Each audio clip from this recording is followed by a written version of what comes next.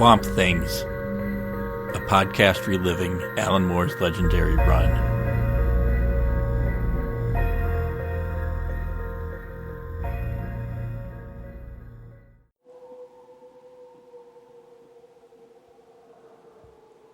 The Muzak system hums Moon River beneath its breath, and she wonders briefly why women's lives should be punctuated with blood.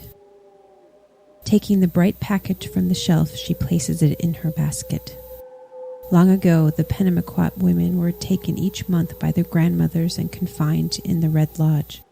The lodge stood upon stilts. The dark and sullen female power should not taint the earth. She considers them heavy and aching, squatting for days in the stifling blackness of the lodge. On the package in her basket, a laughing woman runs through endless fields beneath a cornflower sky. They were forbidden to stand or lie down or see the moon. They could touch nothing, even themselves. Their food was passed to them on sticks beneath the silent gaze of their parchment-faced elders.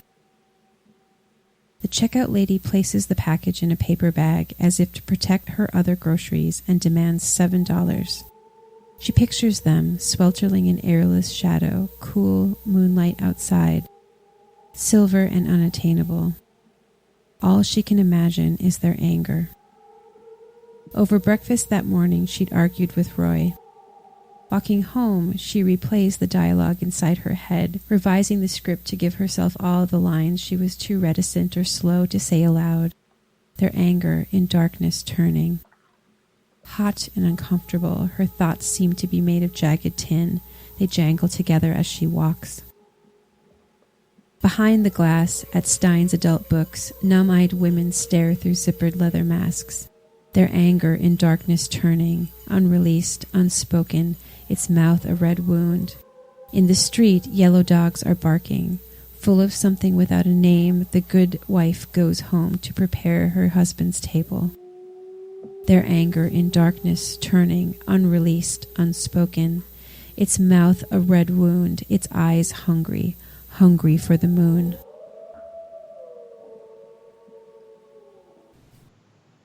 Hello and welcome to Swamp Things, a podcast where we'll be retracing Alan Moore's Swamp Thing run from beginning to end. I'm Robert Reinecke. I read these comics during their initial run. I'm John Bierley, and I'm reading these comics for the first time. You've been listening to the opening pages of Swamp Thing number 40, entitled The Curse, by our guest reader, Angela Fabbrini from Where the Long Tail Ends. Angela Fabbrini is the co-host of the Cabin in the Woods podcast, where she and her husband, Matt Gamble, watch horror films, and sometimes she yells at Matt for being a generally awful person that makes her watch horror films. This is an issue that I really wanted to discuss from before the podcast began, but given the subject matter and the fact that it's 2019, we decided that instead of a couple of white guys discussing the issues raised, we would seek out a female guest. Therefore, John and I wish to welcome our first guest, Samantha Kacho. Welcome, Samantha. Hi. Couple of white guys getting a white girl. We'll do what we can. We will do what we can. That's right. That's right. In addition to seeing Samantha as an actor on The Vampire Diaries, Rectify, Being Mary Jane, and others, you've heard her as a reader for our discussion of issue 33, Abandoned Houses, in which she acted her way around Robert and me as Cain and Abel, and she was Abigail. And for the two-part underwater vampire opus, Still Waters, which were anything but, and Fish Story in issues 38 and 39. So welcome to the podcast proper. Finally, Samantha, as Robert said, you are our first guest on the show ever. So that's very exciting. Wait, really? Oh, yes, wow. Okay. Yes. Not just our guest today, but our first guest ever. So it's pretty exciting. That's a lot. Okay. Well, there's not going to be many guests because I think the first law of podcast scheduling is it gets exponentially difficult the more guests and hosts there are greater than one. Oh, yeah. It's like any outing. It's a lot. Planning schedules. Fortunately, John and I are pretty sympathetic on schedule, so yes, we've been pretty good. Pretty good. Robert being the true hero of being Mr. Understanding and great. What else am I going to do at 7 in the morning? Anyhow, let's get started here. We'll just take a jump right into this. Swamp Thing number 40 is entitled The Cursed. The cover is by Stephen Bissette and John Totleben, dated September 1985, all for crisp 75 cents. Whew.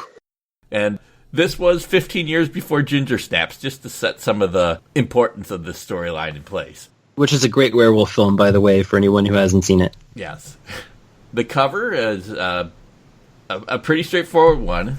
In front of a bright, full, copper-colored moon, a silhouetted wolf with a streak of crimson blood howls before Swamp Thing. I love werewolves and werewolf stories, so this one really speaks to me, and I know the cover doesn't explicitly say that it's a werewolf, but between the bloody moon and the blood on the wolf and Constantine's previous warnings about supernatural beasties and the fact that we've already seen vampires, I was definitely ready for some werewolf action. Sam, what do you think of the cover?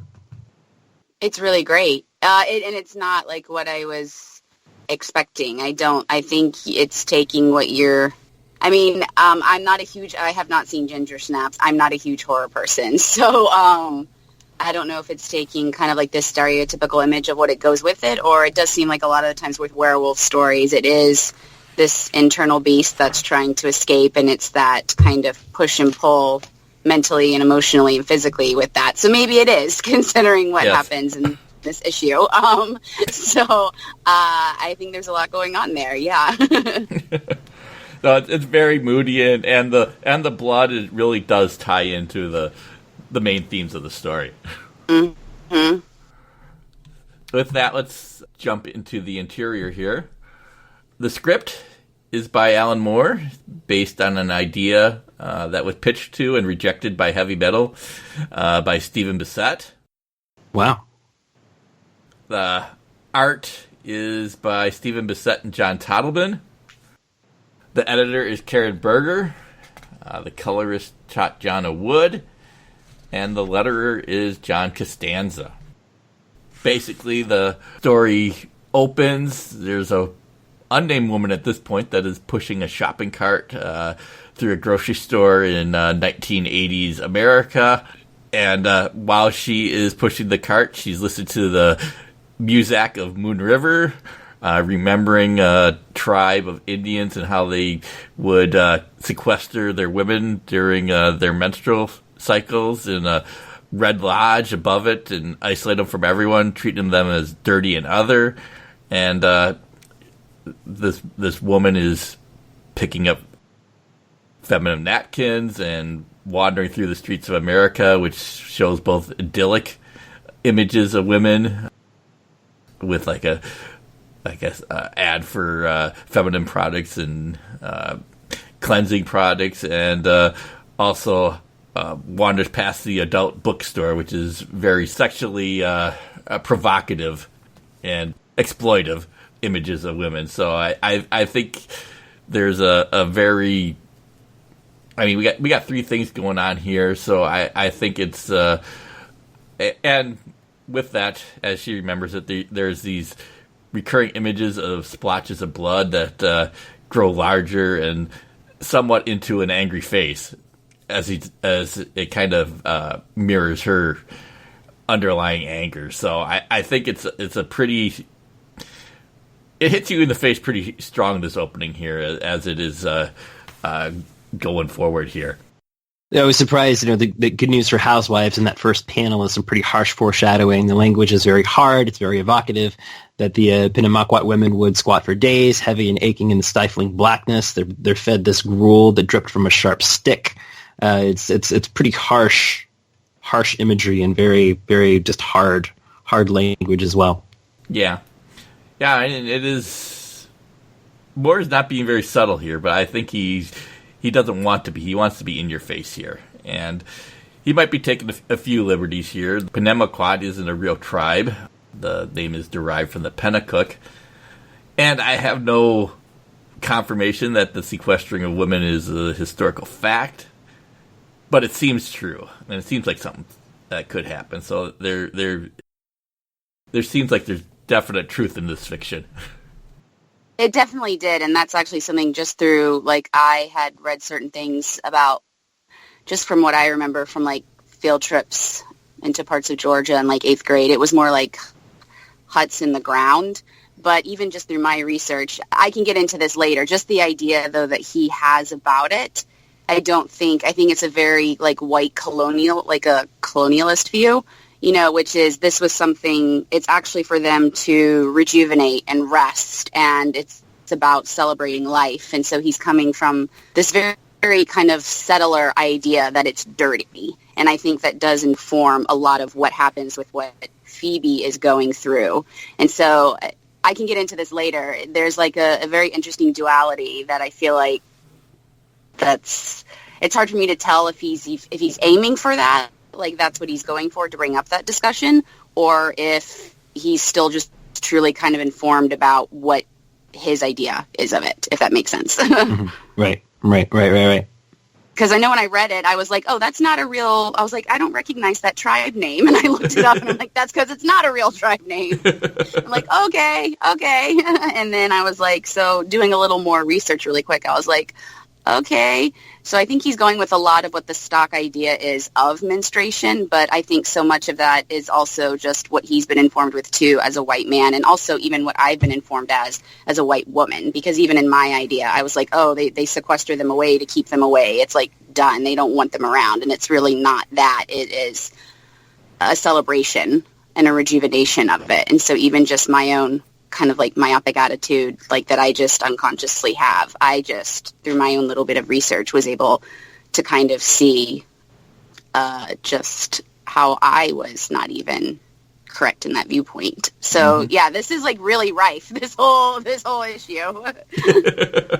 Yeah, and I mean I kind of have a few questions about the tribe sequestration, although from a certain point of view I can see how it could be treated that way. That, yeah, you might say that it's for my renewal or rest, but maybe I don't want this. Maybe it's not a celebration if you're in the hut at times and it's hot and you just want to get out and do whatever you want to do. So I could see how it could be taken both ways, but it's certainly more is presented the more negative connotation of that.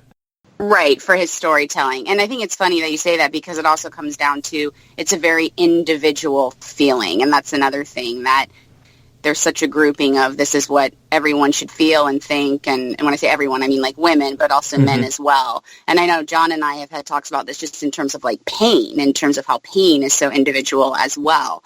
And it's kind of this blanket stereotyping of it. And that's something that I see too with kind of the conclusion of what happens to Phoebe's story as well. Feels like one very extreme way to end it. And there's multiple avenues of, I think, you know, what each of us individually as women want and what we desire and what we need. And it's not this blanket statement that we all seem to wrap it up in. And it's the same with men. So yes, I will agree, though, that while I have some questions about the historical tale that Moore is weaving in, I do not have any question about the contemporary images that Bissette and Moore are weaving into this story, as far as how women are presented in commercial advertisements or for adult bookstores. That all strikes me as pretty accurate to the time. I mean, whether you take these as negative or not, I guess depends on your individual feeling. Exactly. But I certainly think that you can definitely tell that these are male images. Right. Not female images of women. He's leaning into that very much. The one thing that I wrote down in my notes was disposable douchehad. I just said that in your podcast. But I'm like, literally, I was like, okay, that's note number 4. And I just wrote that down because I was like, all right, that's what she's saying. So, yeah, no, it is very much leaning into, I think, this masculine viewing of how we are portrayed and viewed. And he's very much leaning into that. Yeah. Yeah. And and the title itself. The title has several meanings. Obviously it's meant to evoke werewolves. It's also obviously slang for the menstruation cycle. And I think that it's also, the curse is also, well, that'll come up more later in the story, but it's also kind of how women, despite all of this, actually love men. And it's interesting because you say the curse, and how is that viewed? Is that a positive thing? Is that negative? Is it both? And I think it's both. In terms of how constricting it is, in terms of how invigorating it is, that's what we can give life. And yet at the same time, that's like the very first line is why women's lives should be punctuated with blood. Because I think from very times from a masculine standpoint, that is what it is. And I can't speak for you. I'm just going from, again, my own kind of general interactions. And so even that is shaped in my own specific way. So. Yes. Well, that's why we have you on this podcast. Yes. There's a lot to break. It's a lot. He puts so much, it's so dense, the material that he has. just reading the vampire stuff. And then I just quickly was looking at the next issue and I'm just like, how does he get all this in there? It's just a lot to dig into. Yeah. Which brings us to our third page, which I think in marked contrast to the first two, which is basically Abby and Swamp Thing in front of a full moon, in very marked contrast to the I guess civilization and the view of women there. It's just Abby and nature basically, and the moon. So, and water. So, I guess those are all things that are associated with women in their way in historical mythology and that. So, I think that Moore is bringing those all out in various ways, and I certainly think this is much more of a positive depiction on these pages. This is probably something that won't interest you, Samantha, but I thought I'd bring it up anyhow. We have a little bit of a nitpick here. From the last issue, which was set with the vampires, that was definitely in front of a full moon with that. So, and this is supposedly set 2 weeks later, judging by Constantine's speech at the end of this. And yet we have another full moon here. So, I know it's artistic license, and the 2 weeks is a sense of urgency. But the line of dialogue could easily have been 4 weeks and nobody would have cared. Yeah, it's interesting. Stephen King took such license in Cycle of the Werewolf, in which a werewolf kills on full moons that impossibly fall on various holidays. And he actually apologized for it in the afterword of the book. Stephen King wrote, "Any dedicated moon watcher will know that, regardless of the year, I have taken a good many liberties with the lunar cycle, usually to take advantage of days which mark certain months in our minds. To those readers who feel that I didn't know any better, I assert that I did, but the temptation was too great to resist." One of my favorite werewolf stories. I know that Robert has some more observations about that to bring up later. And speaking of Swamp Thing connections, that book contains beautifully drawn paintings of savage werewolf violence by none other than Swamp Thing co-creator and artist extraordinaire Bernie Wrightson. So seek that out if you haven't. Yes. I got it when I was in 6th grade, and I was probably way too young to have read that 500 times the way that I did, but it's a fun book. It's a great book. Great book. So let's get that nitpick out of the way. Nitpick. I didn't notice that. I'll have to go back and look. I think with the previous issues, I was just so focused on just his verbiage, and then I'm just like, what?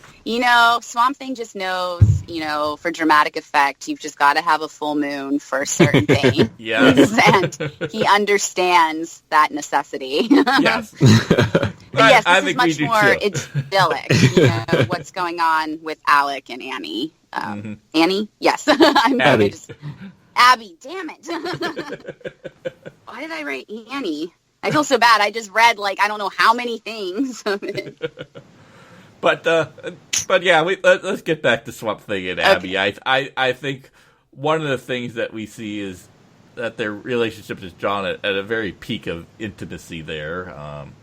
They're honest with each other and supportive of each other, and Swamp Thing even gives a rather romantic cast to his new ability to transport and regrow himself almost instantaneously. It just means that he can come back to her almost instantaneously. So It provides a very welcome contrast between the women on the opening pages, named Phoebe, who argued with her husband Roy that morning. So they're not arguing; they're very open and caring towards each other and supportive.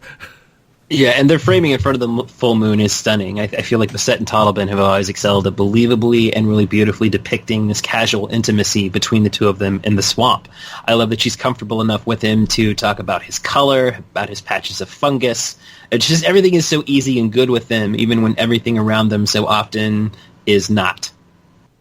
I think it's an interesting juxtaposition, though, because even though it seems that they're very comfortable and whatnot, she's still questioning. She's saying, you're doing all of this for me. I'm not doing enough for you, which I do think ties into what probably Phoebe and so many this feminine quality is of like, am I doing enough? And am I doing enough? Because that is what we have to live with every single day. Like, are we doing enough? So even in this very like idyllic, loving situation, she's still questioning that. And I think that's a very interesting duality of what's going on with what Phoebe is too, except with hers it's coming out of a place of love. With Phoebe it's this sense of like anger and rage, and yet in both cases it's still there. And I think that's kind of it really, I think, helps bring it all together, kind of what he's saying in terms of the constraints that we feel, and in his mind, I will say, of what we kind of are dealing with on a day-to-day basis. Because I know I felt that every day. Yeah. And I think it's important to have Abby in this issue as a contrast. She's not in it long. She's really only in it for 3 pages, but I think it's important to show that these are two individuals. I mean, they might have commonalities between them, but they also have vast difference between them. And I like that the Moore actually brings up the contrast between the domestic situations of Abby and Phoebe. Yes. Abby isn't asked by Swamp Thing to feed him, tidy up, or iron shirts by Abby. I mean, she might wonder if she's not doing enough for him, but it's a choice. It's a choice on his part. What feels like, yes, it's a choice feeling like a duty or, a task that Phoebe feels very constrained by. Yes, absolutely. Very much. So so there's like a really great dynamic between both of them in terms of her own choice, but even still kind of this, I think, that constriction as well that's just confined, that you just deal with it on a day-to-day basis. And so it definitely just kind of seeps into your psyche of how you approach things. Yeah, absolutely. And I think that even if he had shirts, I don't think Swamp Thing would ask Abby to iron them, even if he were a shirt guy. I do want to say, this is the kind of a question that I had as I read this. Swamp Thing says that Constantine offers no knowledge that I could not have arrived at by myself. And I'm not sure that's the case. Like, could he have arrived at the knowledge that Constantine offers, albeit vaguely, by himself, without that kick in the proverbial, but certainly not literal pants that the Constantine gave him a few issues ago? I don't know if he would have arrived at it on his own. I think he had a vague sort of deep down understanding of it, maybe, but I don't know if without that kick in the pants he could have gotten as far as he has in the last few issues without it. I don't know. Well, that is kind of the gray area of Constantine. Is he really being helpful or not? And right. I think he certainly is arraying a string of challenges for Swamp Thing here, which is part of the overall plot line. And what he's preparing Swamp Thing for, I guess, is the question. And how is he preparing him? What is he trying to accomplish here? I mean, is he just making him more powerful, or is there lessons to be learned otherwise? Right. So that's kind of the overall plot line, but the individual stories also have their strong themes going on with them. Right. But get us back to Connecticut, Maine, and we find Phoebe and her husband Roy entertaining guests, and I guess their house is located on the site of the historical Red Lodge, which kind of draws a stronger connection between that place and Phoebe's state of mind. And I think we could say that Roy is being an awful husband here. God. Roy. I mean, we see Phoebe is first named here, so I think we should bring it up that Phoebe is an alternative name for Artemis, the goddess of the moon, in Greek mythology, and in general, Phoebe is a name associated with the moon. So we have that link between Phoebe and the moon, and werewolves and the menstrual cycle all kind of rolled into one. So I'm sure Moore was pleased with himself for choosing that name. But in general, I think we could see that Roy is kind of terrible in more ways than one. I mean, he talks about this place, he knows about it, but he also kind of dismisses it as only Indian history. Yeah, yeah, and just the way he says it, Roy's the worst. And even the way he says book is, well, Phoebe knows more about it than me. You read a book. Ain't that right, sweetheart? She read that book. So his wife is worthless. Literature is worthless. And I love that in the same sentence that he's dismissing books, he uses bad grammar. Phoebe knows more about it than me. No, she doesn't know more about it than me do. She knows more about it than I do. So it's his grammar is bad in the same sentence that he's dismissing books and literature and his wife. I mean, just this guy is just the absolute worst. And I feel like Moore has always been really efficient and effective in the way that he very quickly sketches out men like this who are just bad dudes with his command of language. It's really effective. The line that he said to me that really stood out, that made me very angry, was when he's talking about the native women, and he says, that they would go into the huts, they were squaws, cranky at the time of the month. Yeah. And that's still something that permeates today. Maybe not the word squaw, but cranky at the time of the month. And that line just really hit me. And I knew what he was, he's really punctuating a certain type of man with Roy. But at the same time, it's not all that far off from what we experience, daily. So, that one just really stuck out to me. I wrote that one down. No, what a guy. What a guy. His guess isn't much better either. Where where he instructs Phoebe not to give his wife any more cookies. Right. She's still trying to get her figure back after she gave birth, and it was 2 years ago. Right, and that's totally, that's why you see celebrities, it's like they work out, it's like you never would have thought they were pregnant, and why it's just these insane ideals with what we have to live up to. And yes, I didn't write that one down, but that one made me suitably sick to read. Yeah, with his friend. How did she get with Roy, Phoebe? I know. Yeah. I want that backstory. I kind of think that they were probably like high school sweethearts. Mm-hmm. Yes, I could see that. Yeah, and probably she thought about going to college, but she married him instead. Oh, God. He was maybe, I don't know, or if there was another guy and he was the lesser of two evils, I don't know. But you're probably right. I could see that, like, instead of going to college, she married him very much. Yeah. And maybe she is somebody that lived in the country that never dreamed of going to college or the big city, and this was seemed like the best alternative at the time. Oh, God, that's awful. Oh, gosh. But you can see why, in 3 pages, you can see why Phoebe's pretty much fed up at this point. Oh, yes. And this brings us to our second reading of the issue.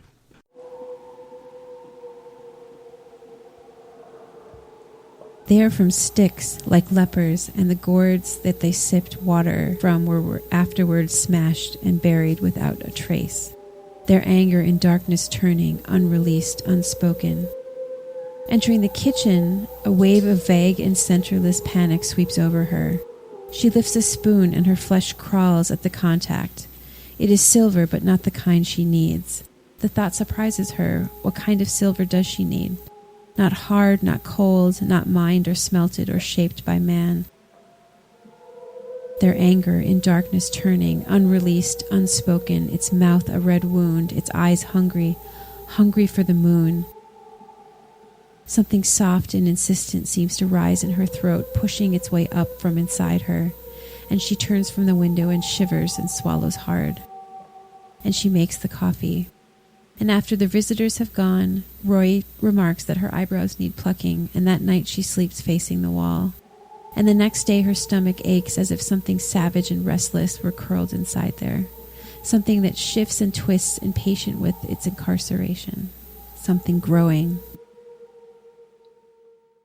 So, in that, I think we can see what Phoebe is going through here, and I think that it's very well laid out with the moon and her anger, and I think Bissette does a very good job of laying it all out with the clocks and the feminine products kind of out there, and looks like the contents of her purse, just kind of scattered about in her idea and all the things that she's going through.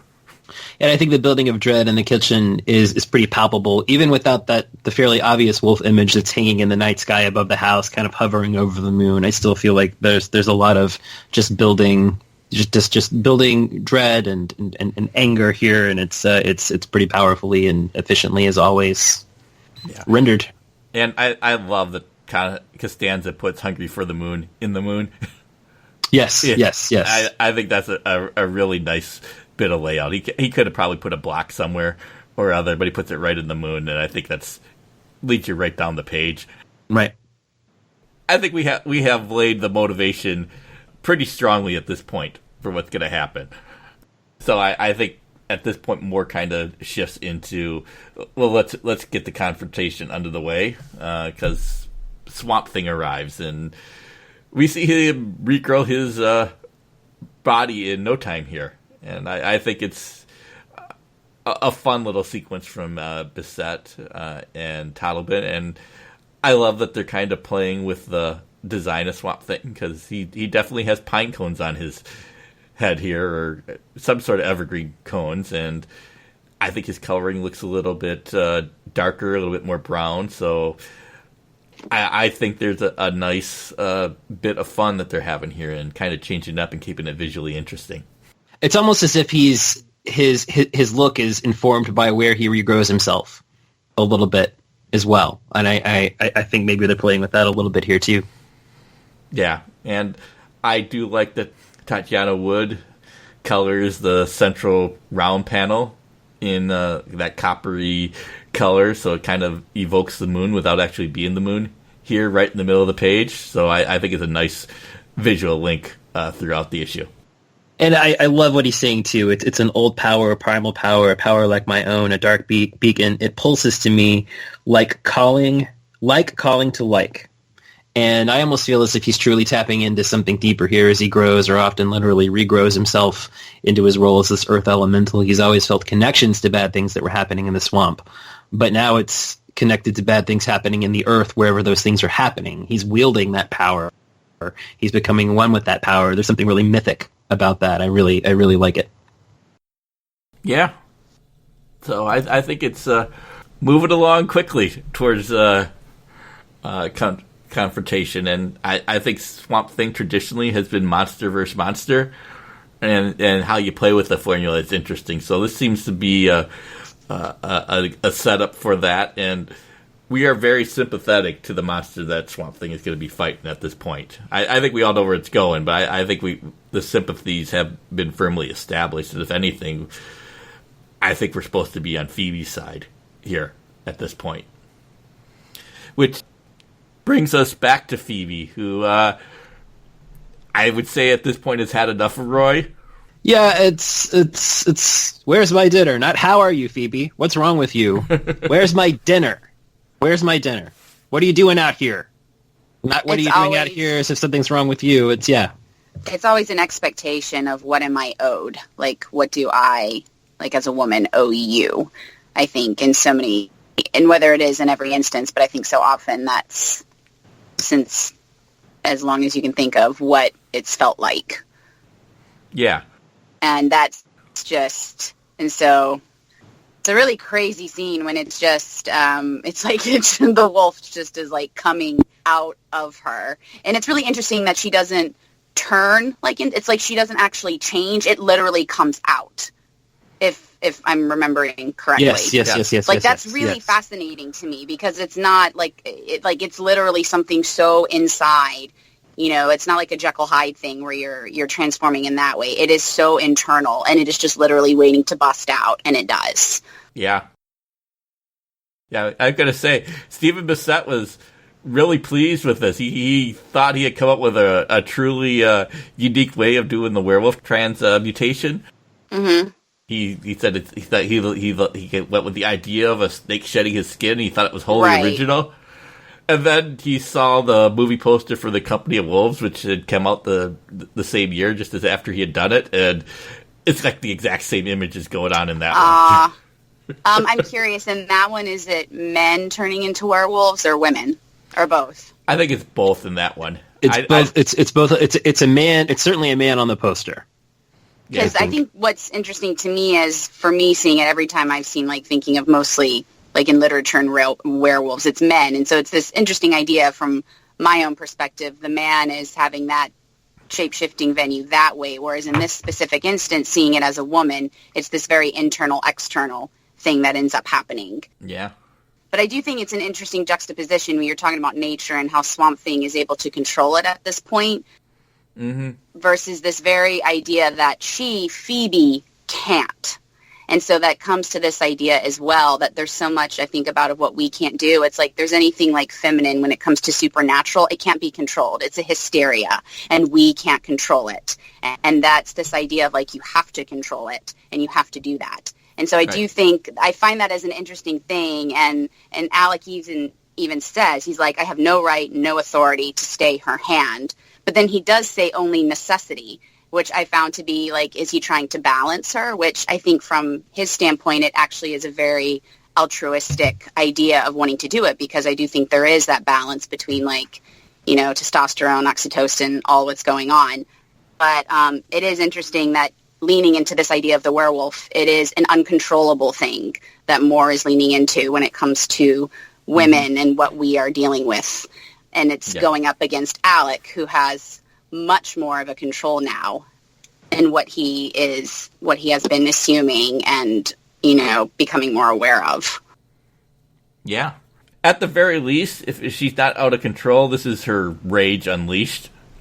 And she's been bottled up in a long time. I think it's very much a Alan Moore thing, the line, just spit it out right before the translation. I mean, that's certainly I don't think I could think of many other authors that would use that as the kind of the parallel line for it to go with the translation. So I'm just as a art tour de force, I think this is a really strong sequence here where we see Phoebe's transformation and the rage as she goes after Roy.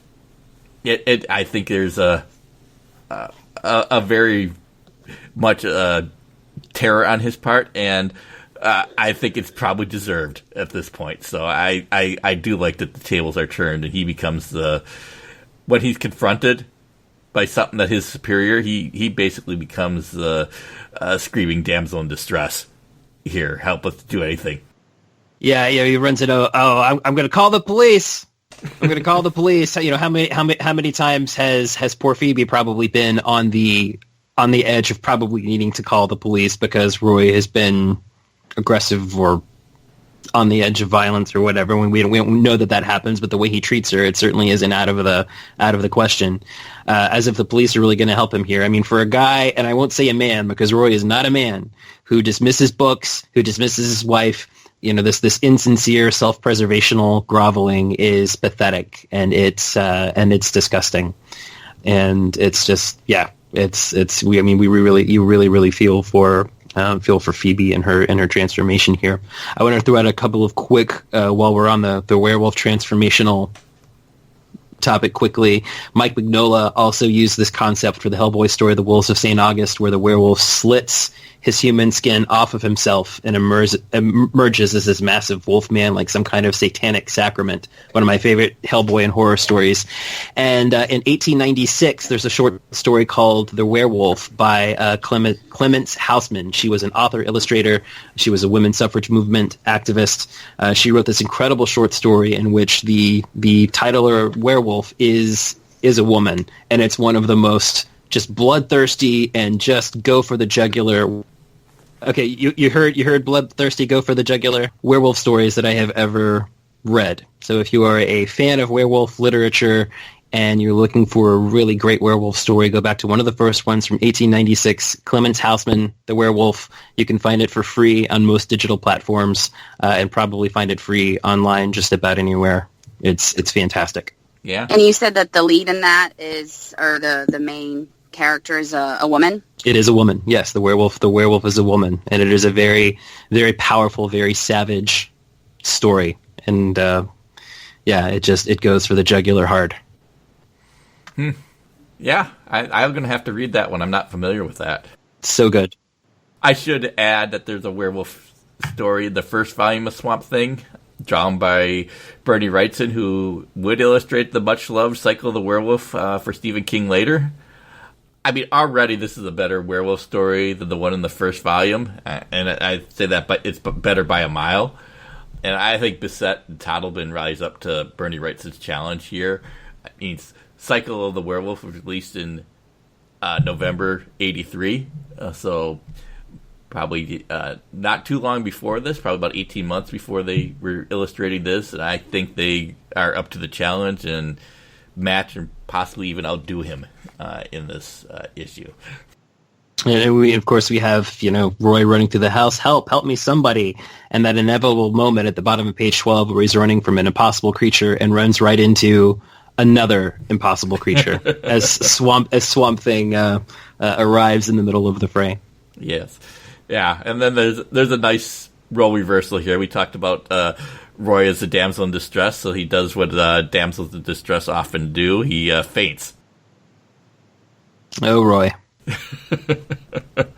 And that leads to Phoebe and Swamp Thing encountering each other, and I think it's a strong confrontation here. They are able to communicate. They both have some sort of elemental power and able to communicate between the two of them. And I think the line that pops out to me is, "I am woman, stand not between me and my wrath," was very striking, and it turned out to be kind of a particularly controversial phrasing in the letter columns, as people would take that line and determine that Moore is speaking for all women instead of just this individual woman here. But we'll get to that controversy, I think, in a little bit. That was a question that I had, just in general, how much of it is what is Moore, what does he actually believe versus what he's putting down just for this specific piece in general.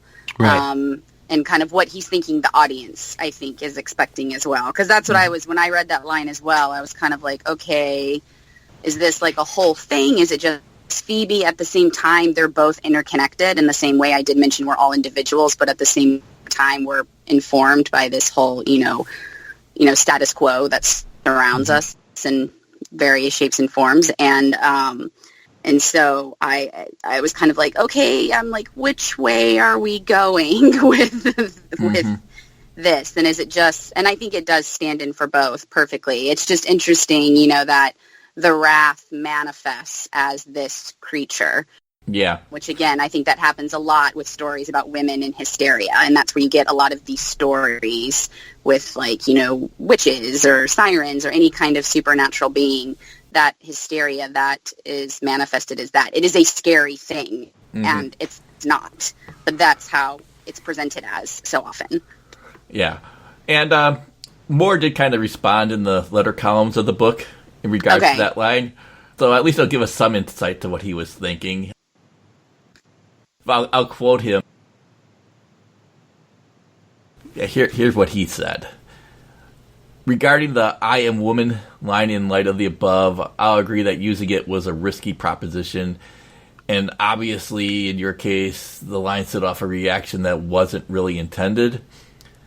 As I saw it while writing the story, the fact that the line issues from a furious and slavering werewolf should have been enough to tip off the reader that what we were dealing with here was simply one aspect of woman and her nature, rather than trying to imply that this howling and ultimately self-destructive monstrosity was in some way the exclusive true face of womankind. The choice of using a werewolf to symbolize the frustrated anger that some women obviously do feel was made as much on the basis of Swamp Thing being a horror-oriented title as anything else. In other contexts, the I am woman line would have just been inappropriate if used by a moon goddess, a bag lady, a supermarket checkout girl, or even Helen Reddy. Mm-hmm. If I wanted to be more meticulous and exact, I would have changed the line to something like, I am one aspect of woman, albeit not necessarily a positive one. But I didn't think that scanned so well. I certainly don't mean the line to read, I am all the women that can aspire to be, even though that may well have been the hopeless and despairing viewpoint of the woman in the story. Interesting. I think we all feel part of it that way, to be honest. At least in my viewpoint, I do. And it's just the sense of, does it have to be viewed as something like that? You know, and I can, like you said, the line could come from anyone. It could come from a goddess. It could come from a bag lady. It can come from that. I think in many times, often in terms of like our own literature and what we use, it comes from something more of what's presented here. And so that was more my question. Was he leaning into that, knowing that that is what the stereotype, the view often is? And that just helps make his point come across much more succinctly and deeply versus doing it in a different manner. So that was more my question as I was reading it. You know, was he leaning into like the views that so many people hold about it? And I figured he kind of was. And but I still don't have enough probably background on him other than, the bits that I know to kind of fill that in. And it's interesting, too, that this choice for the story was deliberate. All Constantine said a few issues ago, he was like, it's all going to come to the surface. The werewolves, the vampires, they're all going to come out. With the vampires, he shows this very fantastical underwater world, vampire world that not anything I had ever seen before. But for the werewolf story, he specifically and intentionally chose to make the werewolf a woman and tie it into all these themes and things. So he could have done any werewolf story. He could have made anybody the werewolf, but he chose to make it a woman, and he chose to deal with these themes in this way. So it's interesting, I think, that he was clearly at least trying to do something here. How successful he was at it is, of course, what we're discussing now. But yeah, it's interesting. Yeah, and I think the way he is trying it is also he has in mind that this is primarily a male readership that he's writing to, and I think he is beating us over the head a little bit with it and being a bit broad. But I think I think it sometimes you need to get people's attention. He knows his audience in that manner very much. No, that was another thing, definitely, Robert, that I was thinking about was, what is the intended audience? And so that's what he's going for very much. And I also think that by being broad and getting the attention, he's at bringing it up. And it also kind of brings up the idea that we don't see a lot of female antagonists or stories told from the female point of view at this time in comic books or just media in general. So I don't think if we saw a male villain declare "I am man," we would take it the same way as being a universal declaration as we do here. We say, "Yeah, that's just yours." We've seen a lot of macho male villains over time, and even sympathetic ones, and this being a female antagonist to Swamp Thing is a sympathetic one, but I think we do need to treat her as an individual, not as a universal representation. Right. Right, and I wonder if, in a way, it more isn't kind of holding up the mirror to his male readership in that even if, as a man trying to write from the perspective of a woman, even if his intentions might have been good, even if he can't quite grasp the voice of that, I think he is at least trying to hold up a mirror to his male readership and saying, look, let's try to do and be better. I hope that there's an element of that in there. A couple of the artistic things that I wanted to mention here, I love the wedge at the bottom of page 13, which is part Swamp Thing's face trying to reconcile and reason what's happening. with Phoebe's face on the other side, it's all animalistic business. And I love that mid-page cinematic panel right above it where they're facing each other, how her werewolf arms, the arms are too long, the fingers and claws are too long. Those little exaggerations are always my favorite elements of werewolf designs. It's not quite a person, it's not quite a wolf. They're just these weird exaggerations that just make it otherworldly. And I like the imagination of that. We get deeper into the mythological aspects. The mythological aspects when Swamp Thing says he can feel this elemental energy throbbing inside each of them. I love how he notes that he has neither the right nor the authority to stay her hand in her place of power. And she tosses him into and through the house. I love this panel of Phoebe picking up Roy by his neck and how that is framed by Swamp Thing's hands kind of helplessly raised, as if he's just kind of powerless to do anything about it here. Yeah, and there are points, they're kind of fang points reading right to Roy's face at the end, kind of underlying it's told from Phoebe's point of view, but you kind of see the teeth actually threatening him. Again, another wonderful layout by Stephen Bissette. And I like the idea of places of power.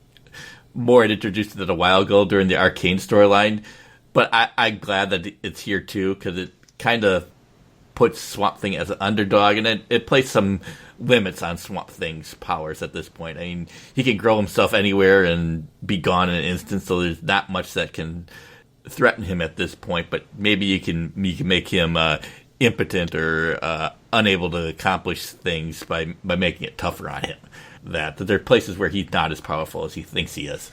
Right.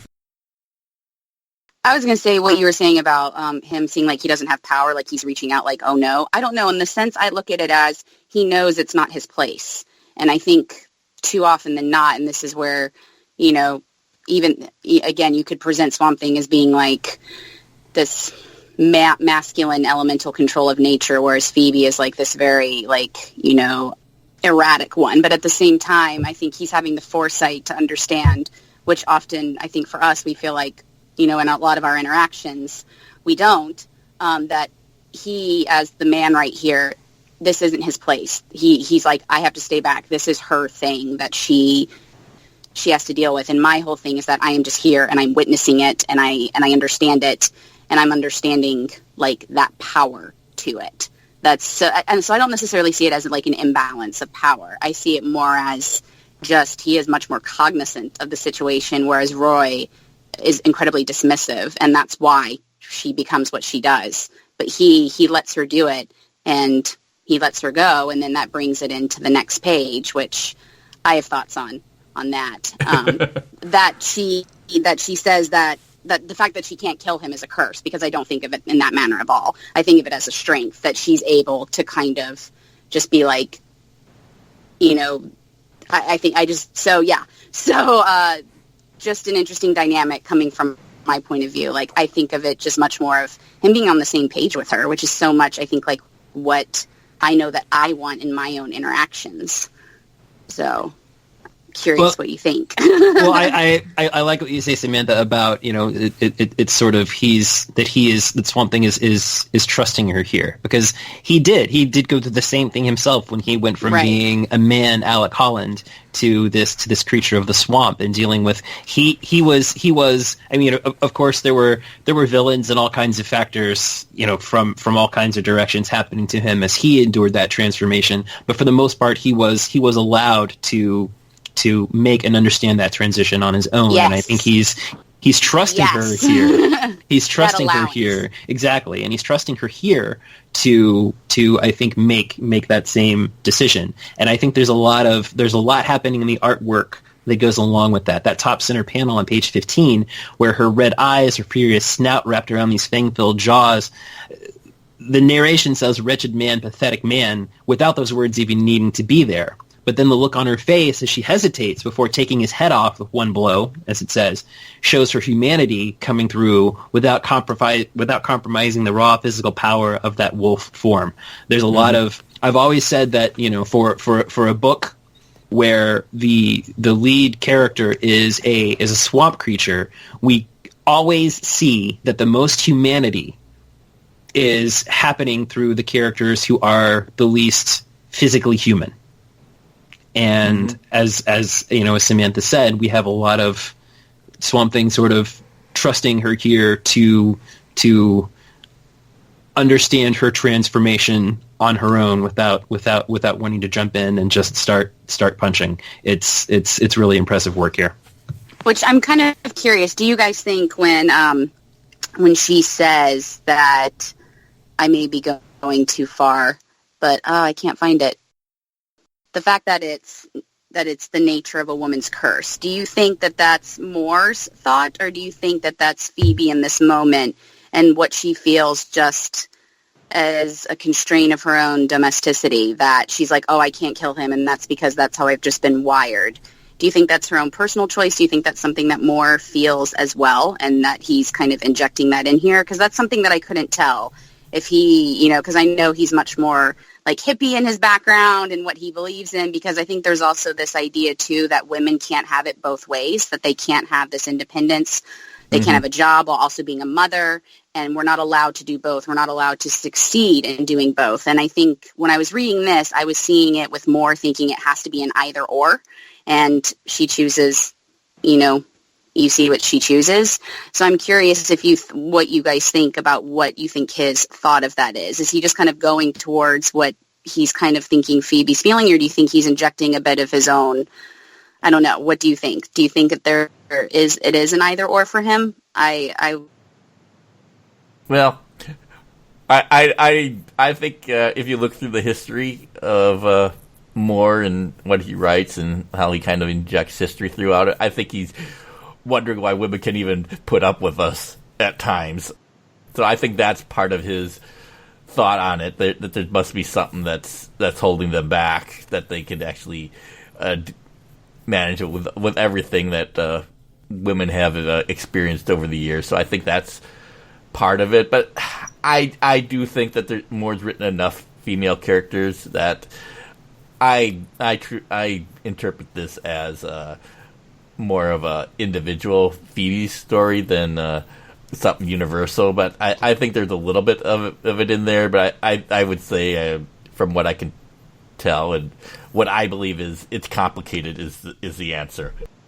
I would also err on the side of it's complicated, but I do think it's a little bit of both. Moore is very good about, again, just efficiently and effectively sketching characters through words, and I think he's very good at individualizing characters while still trying to say something a little bit larger about his views about people, about men, about women. So I feel like he's doing a little bit of both here, and possibly by trying to do a little bit of both, maybe is it a little muddled?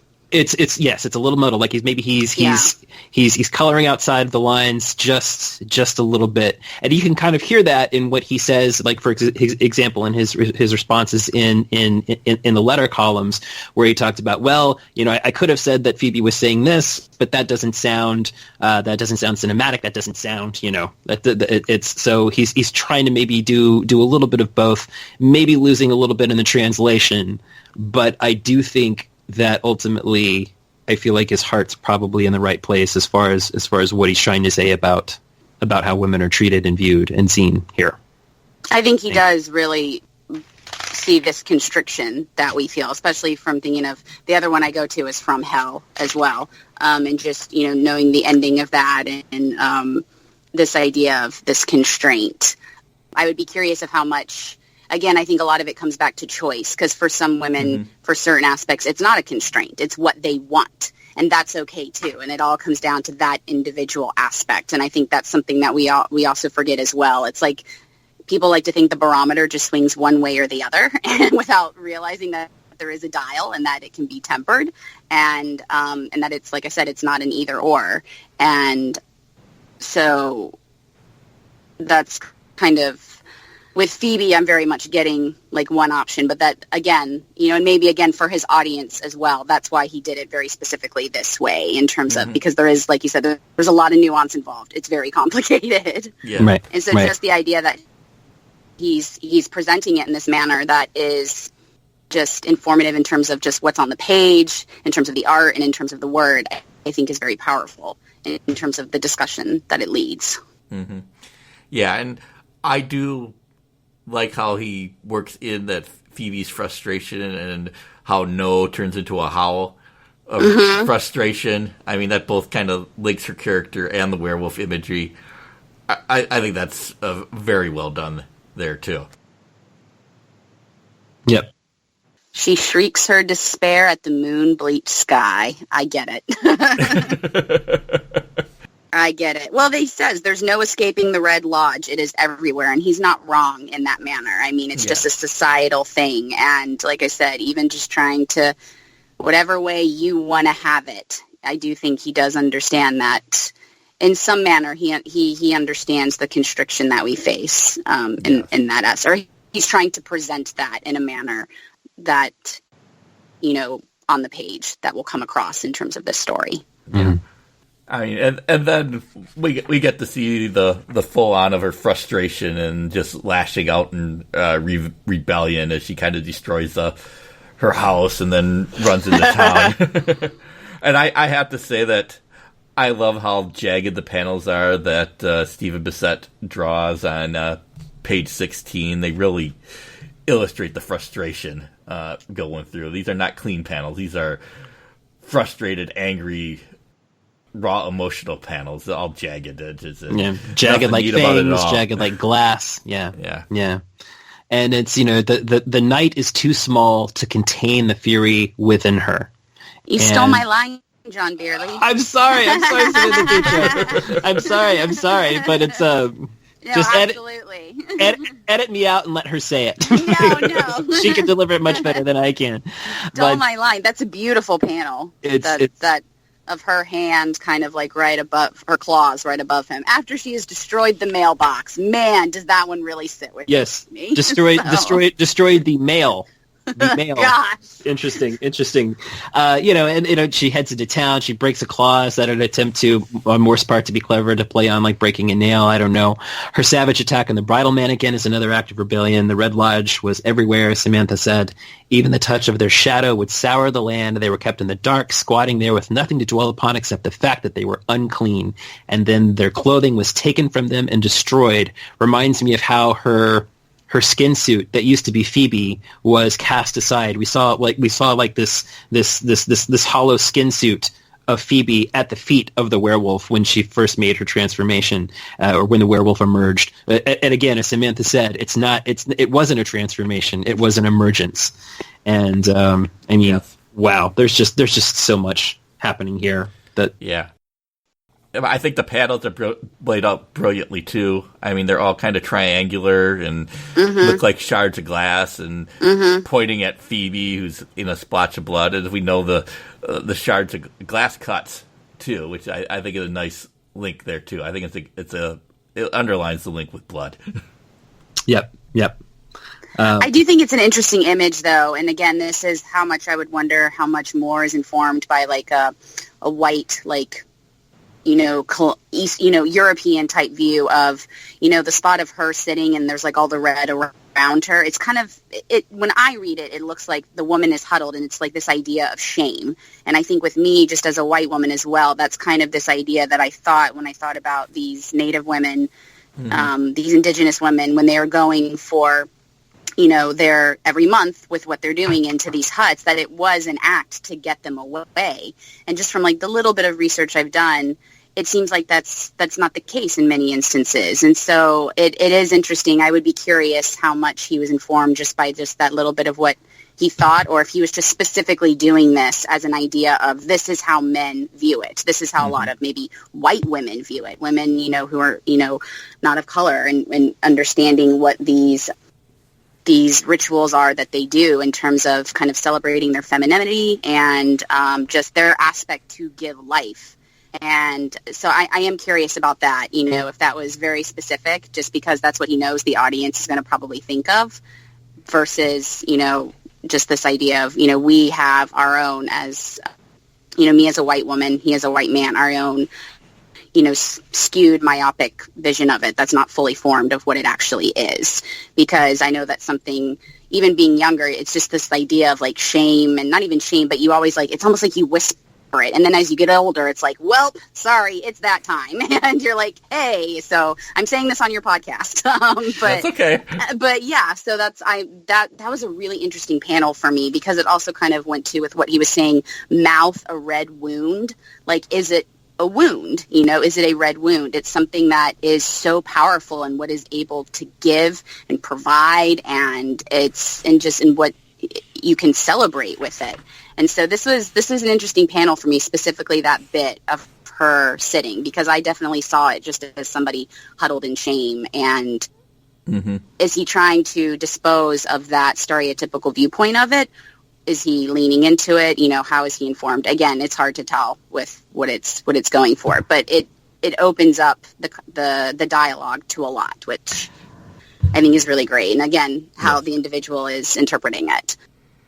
And I think too that there's more might be combining different traditions and customs and rituals from around the world when he's doing this. I know that I did a little bit of research on this as well.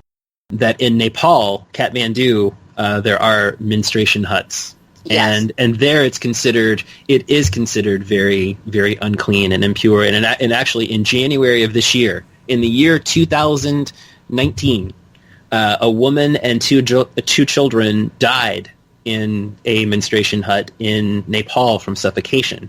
Oh, because it was too hot. It was too hot. There was an article, I read that one. Yeah, in the New York Times article by Bhadra Sharma and Kai Schultz, who are talking about how this is a centuries-old tradition of banishing menstruating women and girls from their family homes. Nepal criminalized the practice last year. Many villages in the country continue to follow the taboo known as chupati in Nepali. And basically, each year at least 1 or 2 women die in the huts from exposure, from animal bites, from smoke inhalation after building fires to try to stay warm because they're huddling with goats. The only thing that they have to keep warm with is huddling in goats that are sometimes in these huts as well. Sexual assault from men who prey on the women while they're staying alone are also common, according to the article. I mean, this is horrifying that in the year 2019 that these kinds of things are still happening. And it's I think that more is maybe drawing from legends and stories and actual practices of this from all around the world. You get so much more of just the sketching, I feel like, of the quick sketching of male characters. At the top of page 18, you've got these 3 really efficient panels about the dwellers of adult bookstores. You've got this guy browsing without buying because he wants something unusual. The guy behind the counter. Which I think is a little bit of a joke from more. Yeah, too. definitely. But at the same time, you've got the guy behind the counter acting as if this dude who wants something unusual is some kind of a weird creep, when he himself is working in the adult bookstore and peddling this stuff to the creeps. He's just like, don't get all high and mighty and act like, oh, this guy's a creep. But you're the guy who's peddling the stuff. And I love how that kind of transitions into the middle panels on page 19, where Phoebe is pleading for release. Swamp Thing rebuts.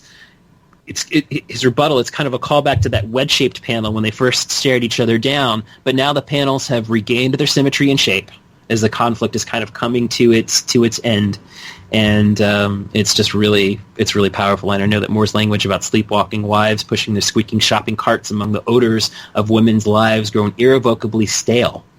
And I know that's amplified by Phoebe's point of view. Is this something that Moore really believes? Which is what Samantha had asked us just moments ago. And like I said, I think it's a little bit of both.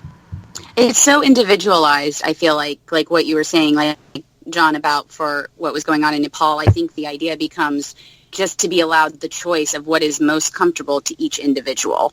Right. And that's what we're not given. It's boxed in and it's categorized, and it's either this or it's that. And like I said, there's a barometer, and you can go down and it's like, what is best for you? And I think that's the other thing. I talk a lot about I know we've had talks about this, John, like in terms of pain, how, universally you can say, well, this is this and this is that, but each human individually, we are still individuals, and what we have, you can't categorize it necessarily next to somebody else. And it's the same thing, too, for what we individually as women go through in terms of this, this thing that is just biologically us, once a month. Otherwise, when you're pregnant or when you hit menopause, whatever, And that's something where it's like it's categorized that it has to be one thing. So it's either this or it's that, and it's this idea that it's dictated about what it is. And I think Phoebe, that's what Phoebe is wrestling with, is that so much of everything about what her life is just dictated, and that it's coming through in this manner. And it is interesting, I feel like, where he says, I can't give you that release, Swamp Thing does, because you're right now, like you said, the panels start to get much more of a symmetry, and they do. They kind of get this really, like, it's like a dance. This is something I talk about with the men a lot. Like a dance, this male-female dance of what's going on, and that's what we're really wrestling with now, I think, with society as well, with, men being allowed to have more of a feminine energy of empathy and sensitivity, and women, when they're speaking out in terms of discomfort or something that bothers them, that they're not being problematic or like, that girl, that's always bringing that up. But it is interesting where he says, I can't give you that release, because he personally can't, but in so many ways, from what we have presented everything, in this societal manner, it's like, in some ways can that, and we're seeing that every day with what's going on in the real world, and there is a way to do it. So it's a really, really beautiful panel, and unfortunately, the comment that she says to him is something that is used a lot in literature for women who feel emotionally trapped and caged, which I'll get to what that final part of what it made me think of. Okay. Yeah. It made me think of one of my favorite books that, it's funny, one of my favorite short stories. Oh, excellent. Yeah, and I'd like to pick up on more. Although I think it is important to note that a woman edited this book. Awesome. So it's we should think of it as a little bit of a team effort here, and that there were certainly awesome input from Karen Berger on the story. But as far as more, I mean, maybe we can look into his overall body of work a little bit. I mean, certainly misogyny plays a big role in From Hell. Right, of course. Yeah, and Lost Girls is told from the point of view of three female protagonists, and Promethea is certainly that Moore put a lot of energy into, probably the most of his ABC line of comic, or America's Best Comics line that he did for a while. And I think in League of Extraordinary Gentlemen, I think it's undoubtedly driven by Mina Murray from beginning to end. And I don't think it's a coincidence that the final story features the protagonist of Mina, Virginia Woolf's gender-switching Orlando, and Emma Peel facing off against the ultimate male fantasy figure in James Bond, who is the antagonist of the story. So I think Moore is certainly trying to be a little bit more complicated with that. There are multiple protagonists, some strong, some weak, in his stories from the female point of view. At least he's interested in that. Whether he's always successful and whether we agree, that's a different right. But he's very question altogether. He seems to be very cognizant of it. Yes, yeah. And after all of this fury unleashed, Phoebe makes a final leap towards freedom. So let's get into that. This will be our final reading from Angela Fabbrini for this episode. So let's give it a listen.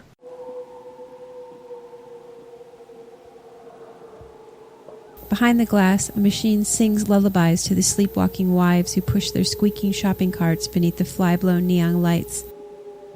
The supermarket is an avalanche of smells: soap powder, cheese, disinfectant, and above all, the odor of women's lives grown irrevocably stale. The Red Lodge is everywhere. Why does no one see it? Why do they shuffle passively into that darkness? She tears at it with lacerated paws, trying to rip it away, its impersonal striplet mask, and reveal the fiend shadows beneath. Their eyes are dull and uncomprehending. They do see nothing but her fury, her useless fury. Before her tear-fogged eyes, she sees the glint of silver on cheap cutlery. It's a poor kind of moonlight. It's a poor kind of freedom. But in the end, it's the only kind she has.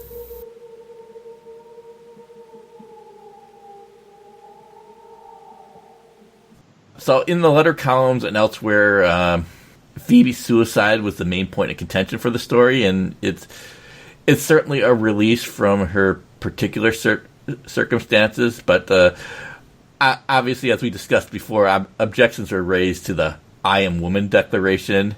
Linked with the suicide, it's like connecting the two is like it applies to all women, and this was somewhat controversial in the letter pages of the book.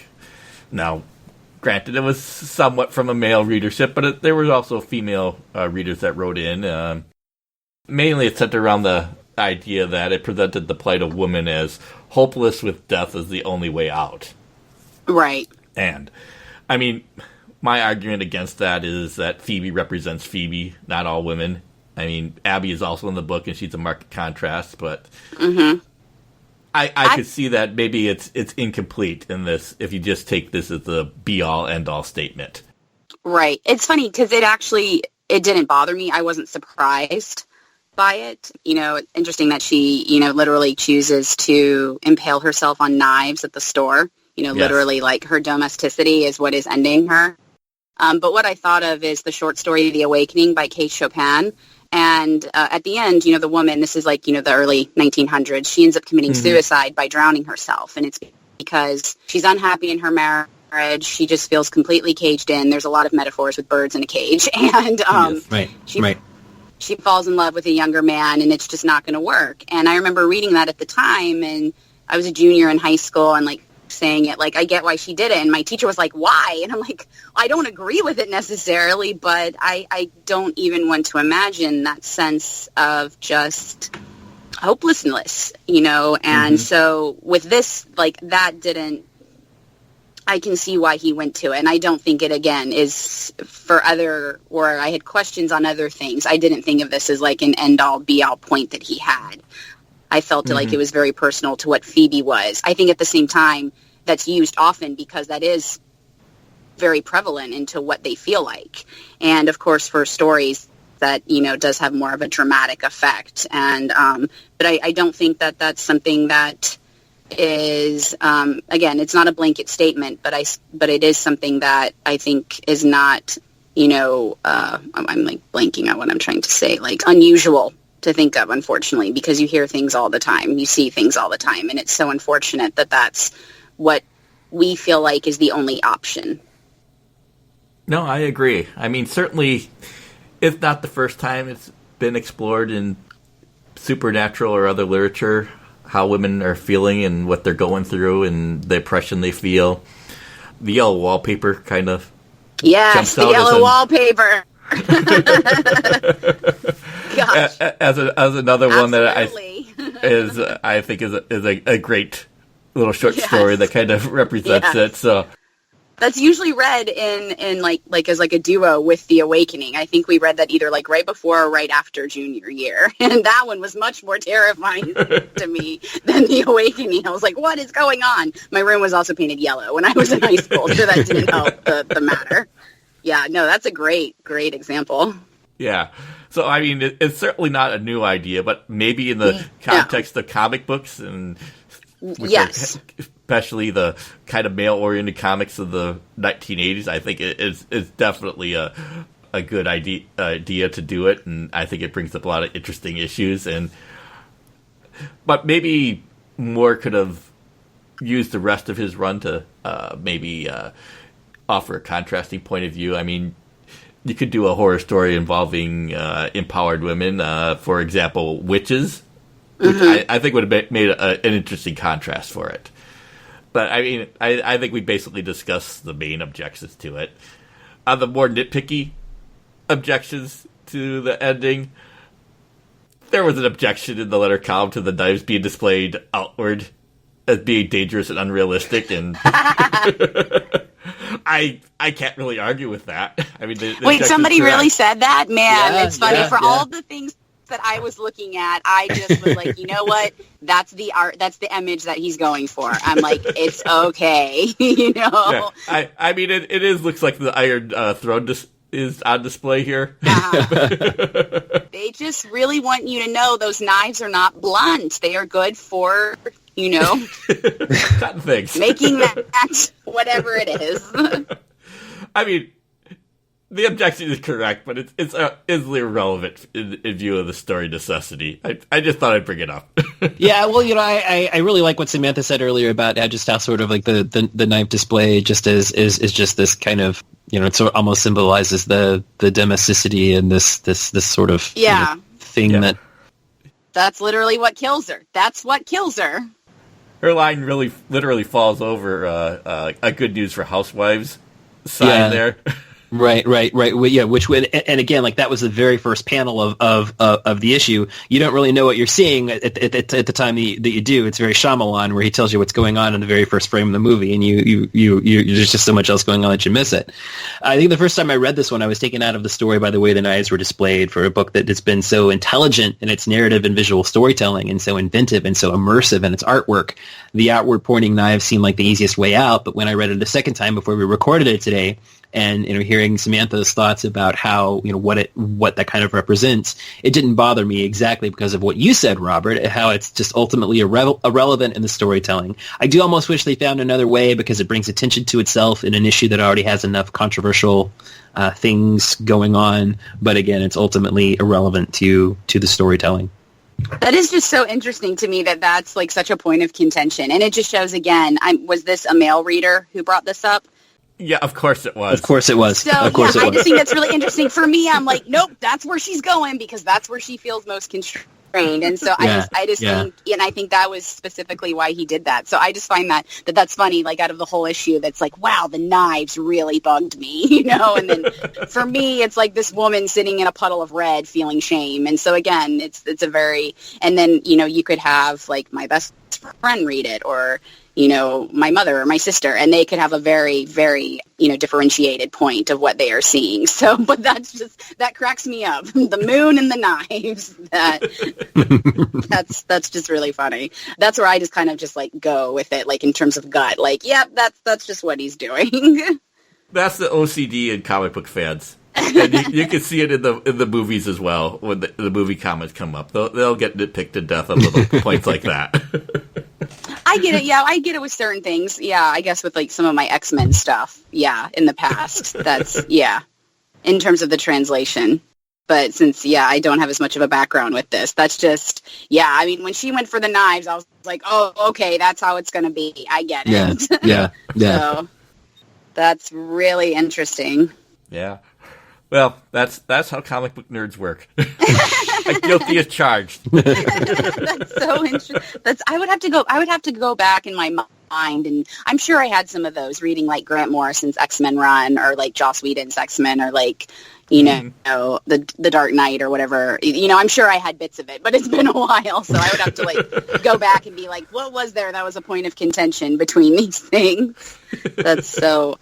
I think just because, like I said, with Moore's dialogue and just the art itself, I'm transported enough where I just like, I get it, kind of like with Game of Thrones, talking about the Iron Throne, and a lot of people I know having a point of contention with that ending. I'm just like, I know what they're going for. So, yes. Was it executed in the best manner? Possibly not. But, that's a different day. Yeah. But I think these images here are very powerful and strong. Oh, gosh, yeah. Yeah.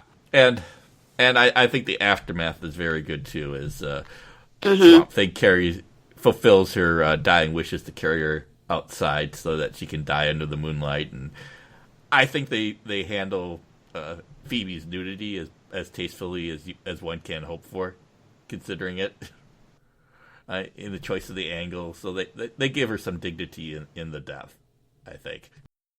And there's something I think to be said that there's this really heartbreaking vulnerability and finality to her lying naked and bloody and alone on a sidewalk between a grocery store and a porn shop. And the way that Swamp Thing's face is kind of partially obscured by the shadow makes it seem as he's almost snarling when he says that, yes, Roy is still alive, as if Swamp Thing is almost thinking that the wrong spouse survived. But he knows it's not going to do any good to say it aloud now anyway. So he's just going to, again, this was something that he couldn't control or really interfere in. So he just walks away. And in that manner, he said it previously, he cannot give that release. And in this instance, personally, it is only her. In terms of collectively, what can we do?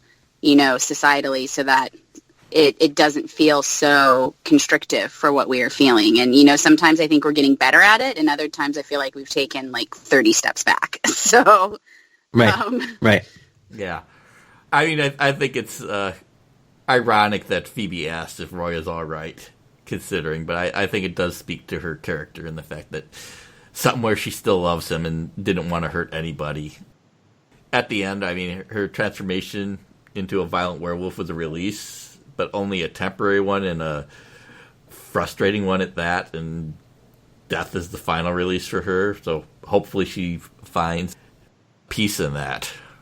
I also note that Swamp Thing doesn't actually do a whole lot in this episode. He mainly observes. And he is an observer. Yeah, I mean, this is Phoebe's story, really not his, but he does bring comfort to Phoebe in her dying moment and grants her last wishes and a word of comfort to her. So I like that he's sympathetic to the monster he was brought in to fight.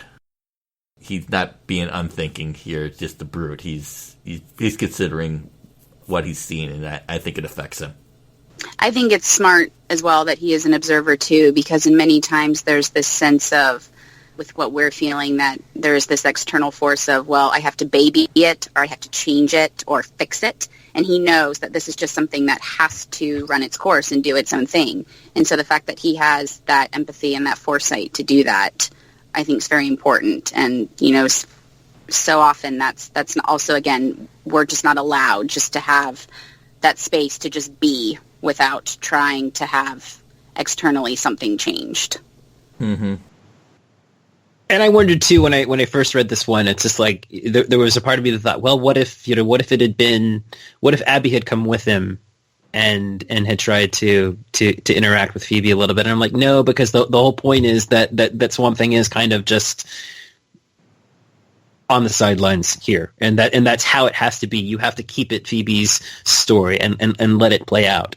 And I think that he does make the right decision, that he doesn't dive in with fists and try to fight her or stop her. He does, as we talked about earlier, and Samantha made the point that he trusts her here. She doesn't kill anybody. I mean, she ends her own life, but she doesn't kill anybody. She destroys property, but she doesn't hurt anybody. And he trusts her, and I think Alan Moore trusts her, and that's what's really depressing. She doesn't hurt anyone, but she hurts. She feels like she has to, that her only release is that. And again, right.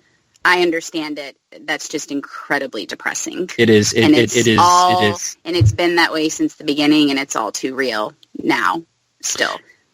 And I think that's in one of the letters in the letter column by a Debbie Bird from Columbus, Missouri, who says that on a purely supernatural level, I know that exactly what Phoebe was going through. I too have sought the goddess and found her absence to be a gaping wound, but I will not take Phoebe's way out. If I cannot find in this world a place of power for women, then I will forge one, and may the powers that be grant me strength to succeed. Thank you, Alan. I really didn't think a man would understand.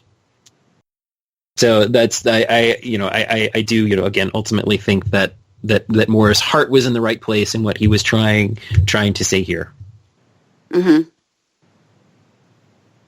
Yeah, I mean, I think it is a very complicated one, and I don't think one story could sum up oppression and misogyny and women's place in the world. But I think what we have here is a very little effective story that stirs up emotions and ideas, and while giving you the very basics of a good horror comic book with impressive visuals and scary action and a sad, tragic ending. And I think it all kind of really works together here.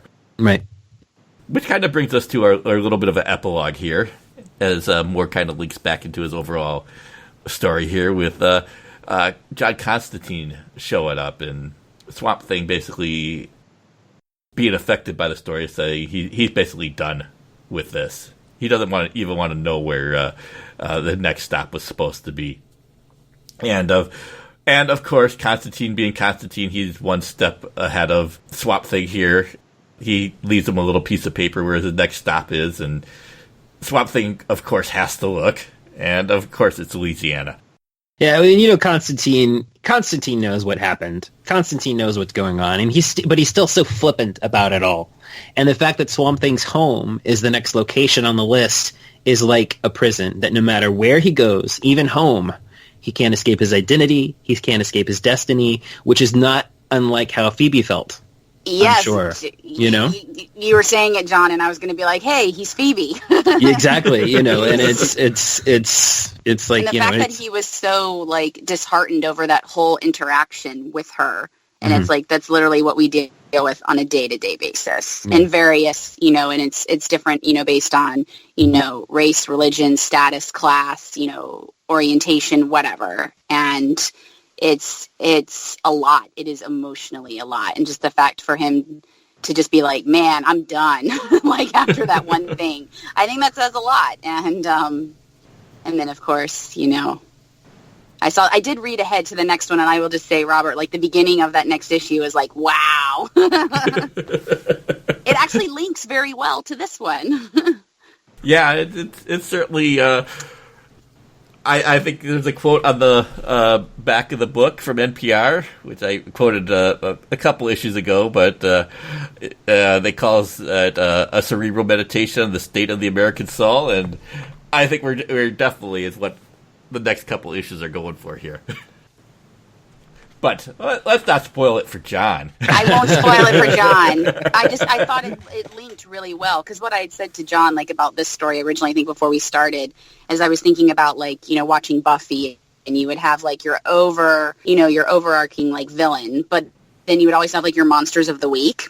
And sometimes those landed really well, and sometimes they didn't. And this is, like, it kind of felt like a monster of the week type thing, but it seems like it is still serving this overall purpose of what is going on and what he's experiencing, and it dovetails quite nicely.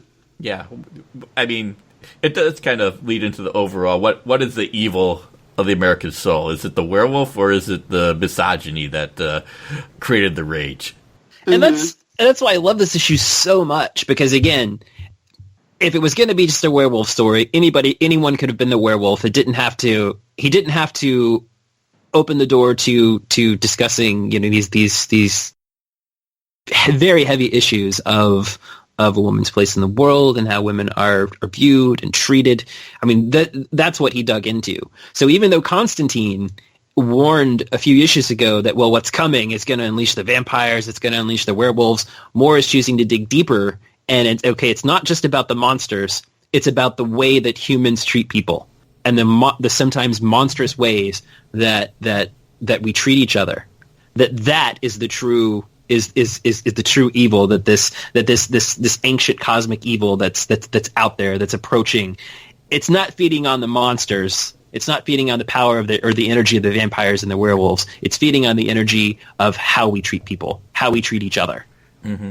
The negative emotions and ideas. and only Alan Moore would, in a horror comic, choose to look deeper and harder at the human aspects of evil and misunderstanding, rather than just making it all about monsters, which brings us back to those two words at the top of every issue of Swamp Thing lately: sophisticated suspense. And that's what this is.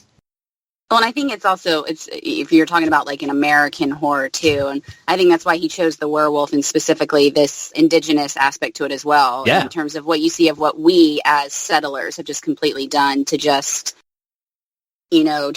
destroy everything that was already there. And you can see it in that blasé attitude of what Roy says. He's using the term squaw. And, some of that could have probably been fleshed out more. And I'm sure if you had more time, you could have gotten a more well-rounded view. But he's leaning into that as well, specifically in terms of just what we have done just on our own land as well, and what we continue to ignore and act like, it just didn't happen, and so I think that's another interesting choice of why he decided to do that specific monster as well, and have it rooted specifically in that idea too, versus like witches or, something else. That's also an American thing, but he's really adding kind of like an extra an extra step in what he's doing in terms of these relations, not only in terms of like gender and sex, but race as well. And it ties back into Robert's point about how Roy was quick to point out that it not only it's just history, it's only Indian history. Like I'm gonna dismiss it twice. Oh, that's ancient history, but it's also ancient Indian history because that doesn't count as much as my male white history because I'm Roy and I'm awesome. Even though a few pages later I'm going to be groveling for my life. It's Roy. Roy. And you could read this issue now, and it takes on the same manner, and you're gonna. So yeah, there's still that same myopic attitude and that lack of empathy and lack of understanding and awareness, and which is really unfortunate. Yeah, well, the best science fiction and horror are timeless, and this is certainly an example of that. Mm-hmm. Yeah, no, this is a really strong, provocative issue. I mean, and I think it's still relevant today, and that's one of the best things that you can say about it. And I also think it's gorgeously illustrated throughout. So, obviously, I don't think this is a perfect story, as we debated, but I don't know how you can do a perfect story about the state of women in 23 pages. So, and just in general, I don't think you can do a perfect story. So, absolutely, There's never, because again, it's all individualized in terms of how it's being received. Yeah, and I'm not surprised from what my clock is telling me about how long this episode ran, because I knew there was a lot to discuss.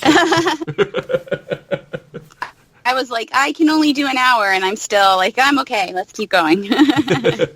But I think we've probably plumbed about as much as we're going to do this episode. Next issue is entitled Southern Change. Do you have any thoughts on that title, John? Well, the fact that we're in the South, I feel like the next we tried to look at sort of gender roles and relations in this issue. If you think of the South, you think of change. I wonder if racism is going to play a role next. I mean, Moore is clearly again in this kind of American Gothic storyline that he's doing, really tapping into, as you said, the American soul. So I kind of have a feeling that that's where we're headed. Well, you might be right on that, John. We'll see. So thanks to Angela Fabbrini, who did a terrific job with the readings. And thank you, Samantha, for coming on and joining our discussion. I think we needed you. Well, thank you for letting me come on. That means a lot, and letting me speak a lot. This was really great. Thank you so much. I mean, I had not read any before doing the readings for you guys. I had not read any of Moore's Swamp Thing, and I'm just just living in the South myself and growing up in the South. And he just, even if I don't agree with everything that I'm reading or I'm questioning certain things, I'm blown away by, just the artistic level of what he and what everybody else in this series is bringing. It's just amazing. And Samantha, you want to tell us where we can find you on Twitter and various things? On Twitter, it is Sam Diane K, SamDiane K, just the letter K. That's me on Twitter.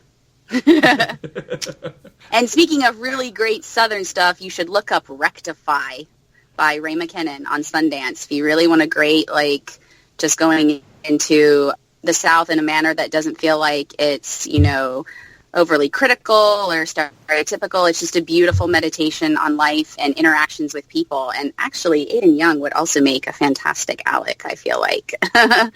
He's the lead on the show. He would. So, yeah. And they'll see you as well. Yes, they would see me as well, yes, in the season 3 premiere. Well, that's great.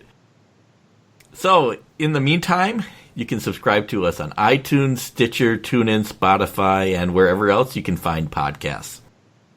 Also, you can follow us on Twitter at SwampThingsPod. Please feel free to send us an email at swampthingspod@gmail.com.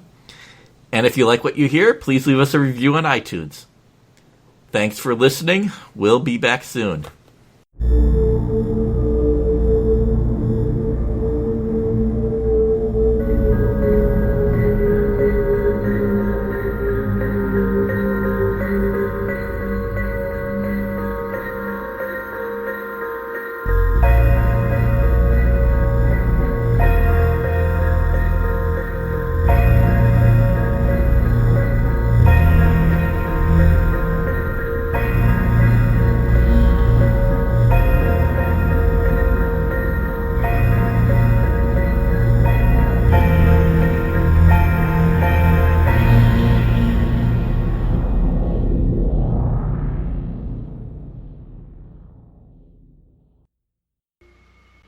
much beauty in the swamp.